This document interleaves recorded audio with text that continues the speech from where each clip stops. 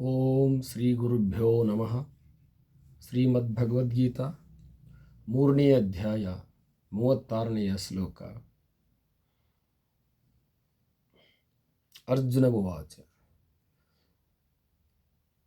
ಅತಃಖೇನ ಪ್ರಯುಕ್ತೋಯಂ ಪಾಪಂ ಚರತಿ ಪೂರುಷಃ ಅನಿಚ್ಛನ್ನಪಿ Varshneya ಬಲಾದಿವ ನಿಯೋಜಿತಃ. Arjuna asking to the Krishna, now implied by what, Krishna? Does this man commit sin even involuntarily as though driven by force? ಪ್ರಶ್ನೆವಾಚಕವಾಗಿರ್ತಕ್ಕಂಥ ಶ್ಲೋಕ ಇದು.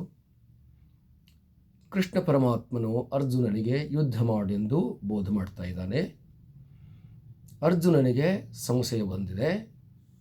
ನಾನು ಈಗ ಕೃಷ್ಣನ ಬಲವಂತಿಕೆಯಿಂದ ಯುದ್ಧ ಮಾಡಬೇಕಾಗಿದೆ. ನನಗೆ ಯುದ್ಧ ಮಾಡಲು ಆಸೆ ಇಲ್ಲ, ಆದರೂ ಕೂಡ ಕೃಷ್ಣ ನನಗೆ ಯುದ್ಧ ಮಾಡಲು ಹೇಳ್ತಾ ಇದ್ದಾನೆ. ಈ ಬಲವಂತಿಕೆಯಿಂದ ಮಾಡಿರತಕ್ಕಂಥ ಯುದ್ಧದಿಂದ ಆಗ್ತಕ್ಕಂಥ ಪಾಪವು ಯಾರಿಗೆ ಸೇರುತ್ತದೆ, ಯಾರಿಗೆ ಸಂಬಂಧಪಡುತ್ತದೆ? ಕೃಷ್ಣ ಹೇಳಿದ ಅಂತ ಹೇಳಿದವನಿಗೆ ಸಂಬಂಧಪಡುತ್ತದೆಯೋ, ನಾನು ಮಾಡಿದೆ ಅಂತ ನನಗೆ ಸಂಬಂಧಪಡುತ್ತದೆಯೋ ಅಂತ ಪ್ರಶ್ನೆ. ಸಾಮಾನ್ಯವಾಗಿ ಜನರು ಕೆಲಸವನ್ನು ಮಾಡ್ತಾರ, ಅದು ಒಳ್ಳೆಯದು ಅದು ಕೆಟ್ಟದ್ದು ಅಂತ ಕೆಲವರಿಗೆ ಗೊತ್ತಾಗದೇ ಇರೋದಿಲ್ಲ. ಹಾಗಾಗಿ ಅವರು ಹೇಳಿದರು ನಾನು ಮಾಡಿದೆ ಅಂತ ಹೇಳ್ತಾರೆ.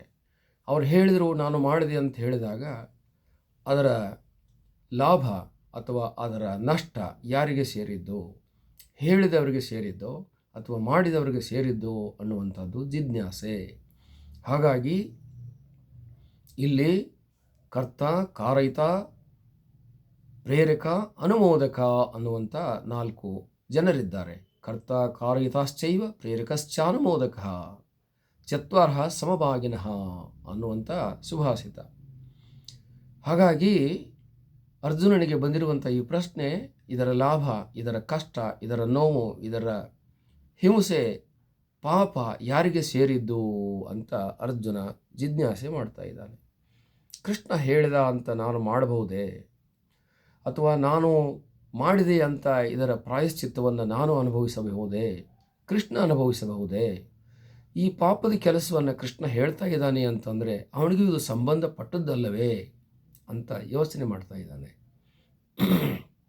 ಹಾಗಾಗಿ ಒಂದು ಕೆಲಸದಿಂದ ಆಗ್ತಕ್ಕಂಥ ಲಾಭವು 4 ಜನರಿಗೆ ಸೇರಿರುವುದು ಅನ್ನುವಂಥದ್ದು ಇಲ್ಲಿ ಸ್ಪಷ್ಟವಾಗಿ ಗೊತ್ತಾಗ್ತಾ ಇದೆ. ಆದ್ದರಿಂದ ಇಲ್ಲಿ ಬೇರೆ ಯಾರೂ ಇಲ್ಲ. ಇಲ್ಲಿ ಬೋಧ ಮಾಡ್ತಕ್ಕಂಥ ಕೃಷ್ಣನೇ ನನಗೆ ಪ್ರೇರಕನಾಗಿದ್ದಾನೆ, ಅನುಮೋದಕನಾಗಿದ್ದಾನೆ, ಮತ್ತು ಆತನೇ ಇದರ ನನಗೆ ಬಲವಂತಿಕೆಯನ್ನು ಮಾಡ್ತಾ ಇದ್ದಾನೆ. ಹಾಗಾಗಿ ನಾನು ಕೇವಲ ಕರ್ತ ಆಗಿದ್ದೇನೆ, ಕಾರಯಿತ ಆಗಿದ್ದೇನೆ.